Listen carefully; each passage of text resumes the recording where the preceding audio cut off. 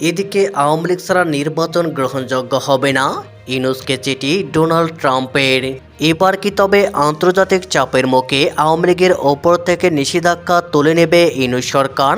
আগামী নির্বাচনে লড়বে কি আওয়ামী লীগ? জেলে যাওয়ার আশঙ্কায় ডক্টর ইউনূস খোলা চিঠি দিয়েছেন সাবেক মার্কিন প্রেসিডেন্ট বারাক ওবামাও। কিছুদিন আগেও ডক্টর ইউনূসকে নিয়ে বার্তা দিয়েছিল জাতিসংঘ। এবারে ইউনূসকে নিয়ে তাদের অবস্থান স্পষ্ট করল জাতিসংঘ। এদিকে গণতান্ত্রিক নয় পরিকল্পিত বাংলাদেশে ভোট ইস্যুতে ক্ষোভ উগড়ে দিলেন হাসিনা পুত্র সজীবের নিশানায় ডক্টর ইউনূস।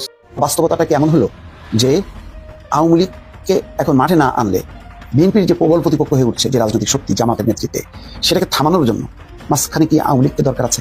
এই বেগম খালেদা জিয়ার মৃত্যুর মধ্য দিয়ে আওয়ামী লীগের কি রাজনীতিতে প্রত্যাবর্তন করার একটা সুযোগ হইল কিনা? আর আওয়ামী লীগ যদি হাজির না হয় রাজনীতির মাঠে, বিএনপি কিন্তু বিপদে পড়বে।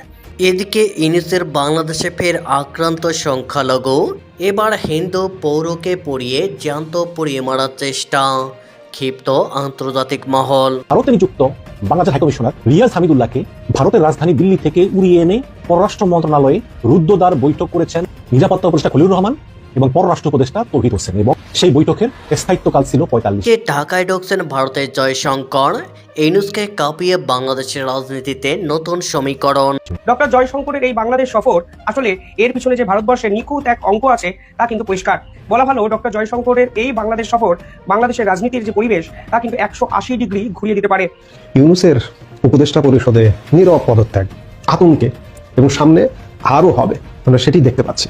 খুব ব্যাপক না হলেও সীমিত কিছু মানুষ ইতিমধ্যেই বুঝে গেছেন, যার কারণে সুকৌশলে তার আস্তে আস্তে কিন্তু সটকে পড়ছেন। এদিকে আওয়ামী লীগ ছাড়া নির্বাচন গ্রহণযোগ্য হবে না, ইউনূসকে চিঠি ডোনাল্ড ট্রাম্পের।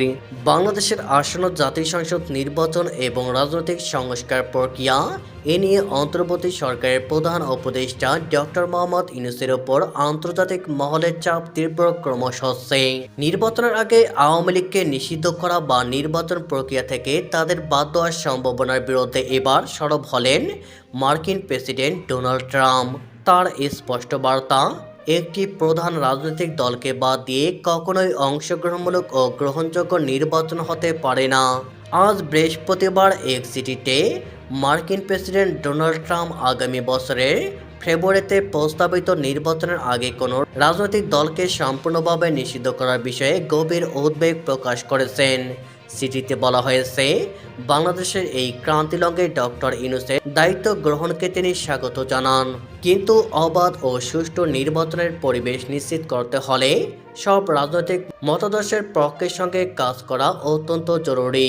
ব্যালট বাক্সে যাতে জনগণের প্রকৃত মতামতের প্রতিফলন ঘটে তা নিশ্চিত করতে হবে।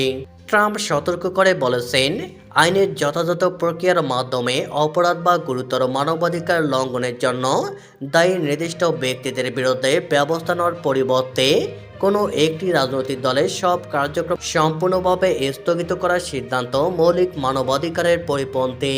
তিনি আরও উল্লেখ করেন, সমষ্টিগত দায়ের পরিবর্তে ব্যক্তিগত ফৌজদারি দায়বদ্ধতার নীতি অনুসরণ করাই ন্যায় বিচারের মাপকাঠি। চিঠিতে আন্তর্জাতিক অপরাধ ট্রাইব্যুনাল আইসিটি পুনরায় চালু করার বিষয়ে উদ্বেগ প্রকাশ করা হয়েছে। যদি সরকার রাজনৈতিক দলের কার্যক্রম স্থগিত করে কিংবা ত্রুটিপূর্ণ বিচার প্রক্রিয়া চালায়, তবে গণতান্ত্রিক লক্ষ্য অর্জন সম্ভব হবে না বলে তিনি মত দিয়েছেন। এদিকে গণতান্ত্রিক নয় পরিকল্পিত বাংলাদেশে ভোট ইস্যুতে ক্ষোভ উগড়ে দিলেন হাসিনা পুত্র সজীবের নিশানায় ডক্টর ইউনূস। মাস ঘুরলেই বাংলাদেশে হাই ভোল্টেজ সাধারণ নির্বাচন। 2026 সালের ফেব্রুয়ারি মাসে যে ভোট বাংলাদেশে হতে চলেছে তাতে নেই আওয়ামী লীগ। শেখ হাসিনার সরকারের পতনের পর এই ভোট ঘিরে নজর রয়েছে আন্তর্জাতিক মহলের। মোহাম্মদ ইউনূসের নেতৃত্বাধীন অন্তর্বর্তী সরকারের আমলে এই ভোটের পর কি কাঙ্ক্ষিত গণতন্ত্রে ফিরবে বাংলাদেশ? আপাতত এই জল্পনা চরমে। তারই মাঝে শেখ হাসিনার পুত্র সজীব ওয়াজেদ জয় করলেন বাংলাদেশের ভোট নিয়ে। সাম্প্রতিক এক সোশ্যাল মিডিয়া পোস্টে হাসিনা পুত্র সজীব ওয়াজেদ জয় বার্তা দেন, বাংলাদেশের 26 সালের ফেব্রুয়ারি নির্বাচন গণতন্ত্রের প্রত্যাবর্তন নয়, এটি গণতন্ত্রকে অস্বীকার করা শামিল। এরই সঙ্গে ইউনূস সরকারের বিরুদ্ধে তোপ দেগে তার বার্তা, শেখ হাসিনার দল এবং প্রায় 60% ভোটারের পছন্দের দল আওয়ামী লীগকে নিষিদ্ধ করে ইনু সরকার ইচ্ছাকৃতভাবে লক্ষ লক্ষ মানুষকে নির্বাচনী প্রক্রিয়া থেকে দূরে রেখেছে। যে নির্বাচন সংখ্যা গরিষ্ঠদের বাদ দেয় তা গণতান্ত্রিক নয়, এটি পরিকল্পিত। তার সব দাবি এটা সংস্কার ছিল না, এটা ছিল একটি পরিকল্পিত রাজনৈতিক আঘাত। একই সঙ্গে তিনি লিখতে থাকেন, অবাধ ও সুষ্ঠু প্রতিযোগিতায় আওয়ামী লীগকে পরাজিত করতে না পেরে রাষ্ট্র এটিকে সম্পূর্ণরূপে অপসারণের সিদ্ধান্ত নিয়েছে। ভোটারদের অপরাধ বা দুর্নীতির জন্য শাস্তি দেওয়া হচ্ছে না, তারা কাকে সমর্থন করে তার জন্য তাদের শাস্তি দেওয়া হচ্ছে।